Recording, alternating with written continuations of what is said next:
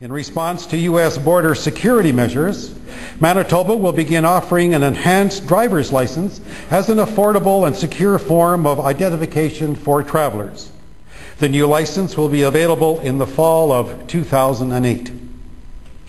Manitoba is also taking a major role in the development of a mid-continent trade corridor, connecting our northern port of Churchill with trade markets throughout the central U.S. and Mexico. To advance the concept, an alliance has been built with business leaders and state and city governments spanning the entire length of the corridor. When fully developed, the trade route will incorporate an inland port in Winnipeg with pre-clearance for international shipping.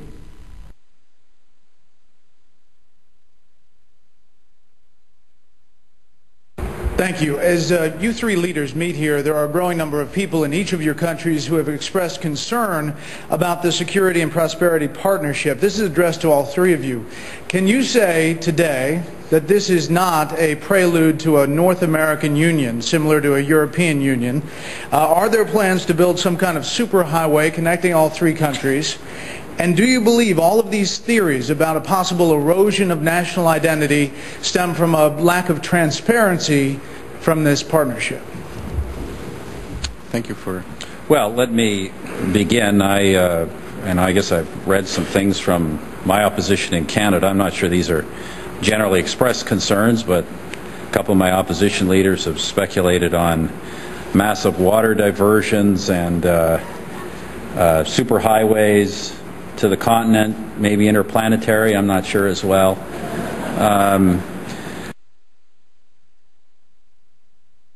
And I'm amused by some of the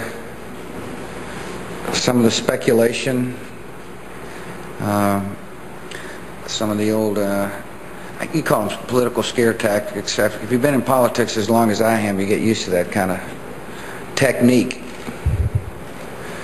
where you lay out a conspiracy and then force people to try to prove it doesn't exist. And that's just the way some people operate. And so I appreciate that question. I'm amused by the difference between what actually takes place in the meetings and what some are trying to say takes place. It's quite comical, actually, when you realize the difference between reality and what some people are talking on TV about. Manitoba is also taking a major role in the development of a mid-continent trade corridor. Maybe interplanetary, I'm not sure. Connecting our northern port of Churchill with trade markets throughout the central U.S. and Mexico. Speculation. An alliance has been built with business leaders and state and city governments spanning the entire length of the corridor. Conspiracy. When fully developed, the trade route will incorporate an inland port in Winnipeg with pre-clearance for international shipping. Maybe interplanetary, I'm not sure. Conspiracy. Maybe interplanetary, I'm not sure. It's quite comical, actually, when you realize the difference between reality and what some people are talking on TV about. Reality, and what some people are talking on TV about.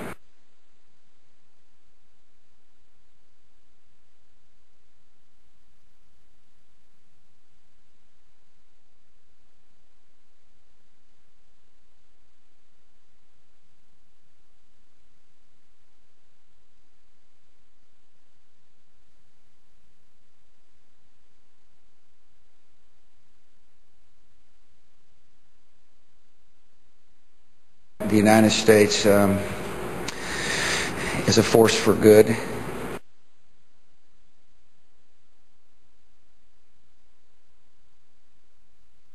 Terror must be confronted.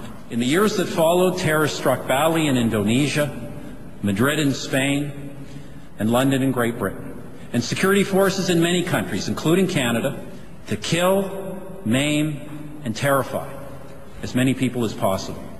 Not in the name of any idealistic cause, but because of an ideology of hatred. Lives that were cut short, deliberately so. And that is why the countries of the United Nations, with unprecedented unity and determination, to kill, maim, and terrify as many people as possible. Not in the name of any idealistic cause, but because of an ideology of hatred. So they have a really delicate balance to walk between keeping us relatively fearful, but not so fearful that we stop what we're doing and really examine how it is that they've been waging. There are a lot of people who lie and get away with it. And that we will in fact find weapons or evidence of weapons programs that are conclusive. I don't think we'll discover anything myself. It appears that there were not weapons of mass destruction there. You said you knew where they were.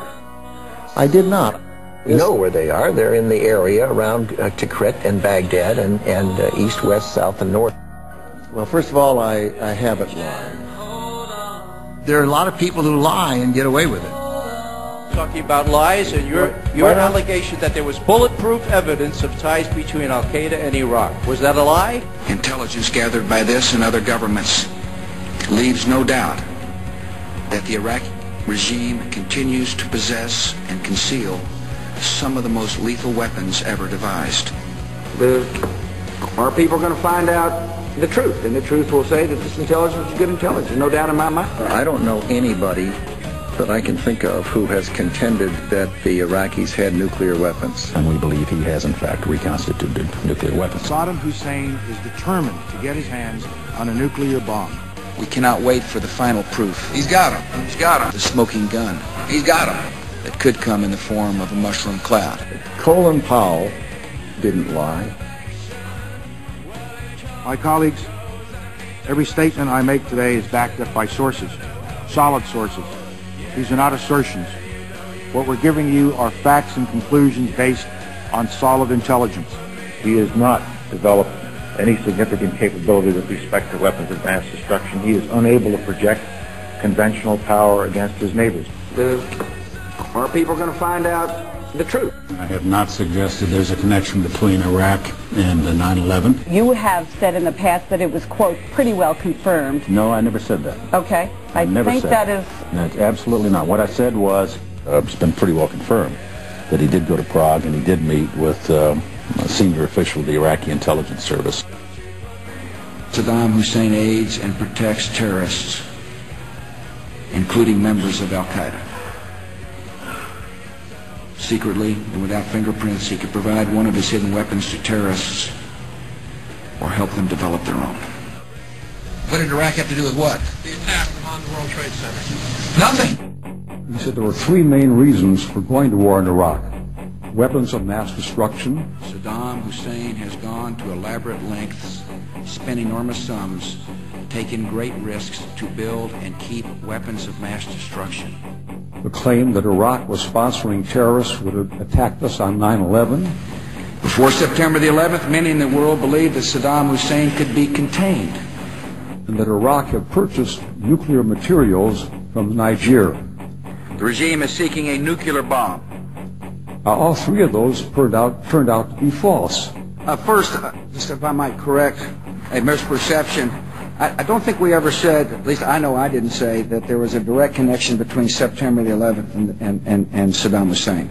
Who does the president think he's effing kidding? Of course, it was information that was mistaken. There are a lot of people who lie and get away with it. Those weapons of mass destruction got to be somewhere.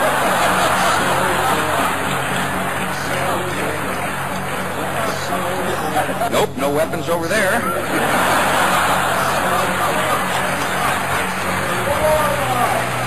Kill lie! Stop the lie! Stop the lie!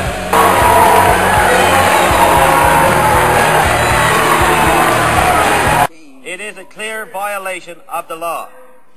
When will the government stop serving up nonsense and demand some real accountability from the Prime Minister's own staff? Stop making the honorable government house leader.